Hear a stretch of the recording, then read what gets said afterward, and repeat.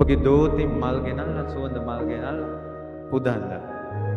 මල් පුදනකොට ඔබ හිතන්න මේ ලස්සන සුන්දර මල් සුවඳ හමන මල් වගේ මගේ හිතත් ලස්සන වේවා සුන්දර වේවා පිවිතුරු වේවා.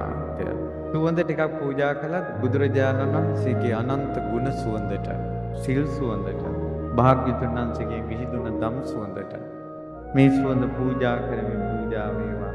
මගේ හිත තුලද ගුණ සුවඳ, සිල් සුවඳ, දම් සුවඳ පැතිරේවා. සිසිල් පැන් එකක් පූජා කරනවා.